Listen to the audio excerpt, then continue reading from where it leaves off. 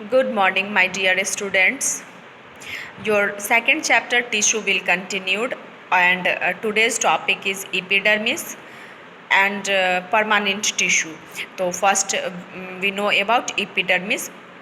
Epidermis क्या होता है? ईपी मतलब अपॉन, इट मीन्स किसी भी प्लांट सेल का वह बाहरी भाग जो सबसे ऊपरी पार्ट बनाता होगा उसको इपिडर्मिस कहते हैं। मैं आपको बता रही हूँ, वीडियो पॉज करके आप सारे नोट्स जैसे मैंने बनाए हैं आप अच्छे राइटिंग में और तरह तरह के पेन यूज़ करके सुंदर सी फेयर कॉपी बनाएंगे।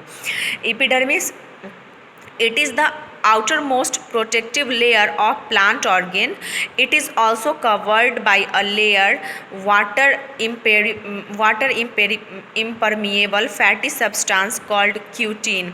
It means epidermis जो होता है प्लांट पार्ट का सबसे आउटर मोस्ट लेयर होता है जो प्रोटेक्टिव होता है, सुरक्षा के माध्यम से ये सबसे अच्छा पार्ट होता है। अगर ये नहीं रहेगा तो प्लांट जल्दी सड़ जाएंगे।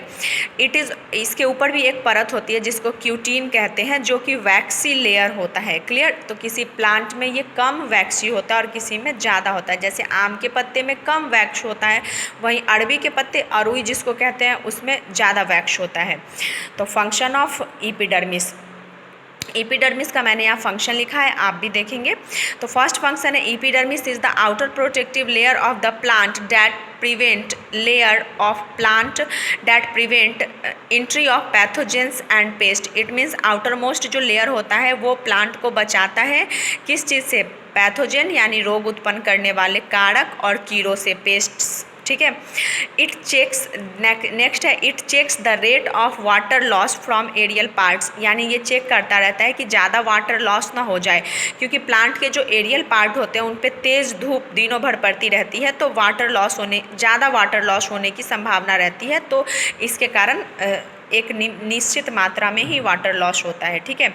नेक्स्ट है थर्ड, इपिब्लेमा और epidermis of the root along with the root hairs take parts in absorption of water and minerals.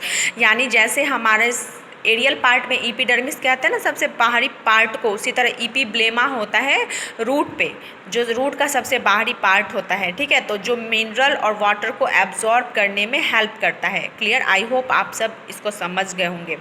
Next जो प्रोटेक्टिव टिश्यू का था वो है कॉर्क। तो cork it is the outer protective tissue of older stem and root, यानी पुराने जड़ों और तनाव का जो सबसे बाहरी पार्ट होता है उसको हम लोग कॉर्क कहते हैं। Next now we see about function of cork. First function है protection against loss of water. Second है यानी ये लॉस ऑफ वाटर नहीं होने देता, उससे प्रोटेक्शन करता है। प्रोटेक्शन फ्रॉम माइक्रोब्स, ये माइक्रोब्स से बचाता है। नेक्स्ट है इंसुलेशन, इंसुलेशन मिस होता है मैकेनिकल इंजुरी से बचाता है। क्लियर? नेक्स्ट है इसका यूज़ यानी फंक्शन, कॉमर्शियल यूज़ होता है इसका। जैसे कॉर्क, जब हम खेलते हैं ना बैडमिंटन तो उसके पीछे कॉर्क के जो पीछे लगा हुआ होता है वो काफ़ी हल्का होता है, तो जिस वजह से कॉर्क में वो लगाया जाता है। इसी तरह लैब में जो बोतल होते हैं उसके मुंह का ढक्कन बनाया जाता है कॉर्क से। क्लियर? सेकेंड टॉपिक है complex permanent tissue. They are those permanent tissue which are made of more than one type of cell which work together of perform a particular function. यानी कॉम्प्लेक्स परमानेंट टिश्यू वो tissue होते हैं जो कि एक से अधिक तरह के टिश्यूओं से मिलकर बने होते हैं और एक ही तरह के वर्क करते हैं, लेकिन अलग अलग चीज़ों से मिलकर बने हुए होते हैं। इस कॉम्प्लेक्स परमानेंट टिश्यू के 2 टाइप हैं, जाइलम एंड फ्लोएम। ओके, आज के लिए इतना ही। नेक्स्ट क्लास में हम देखेंगे जाइलम एंड फ्लोएम के बारे में।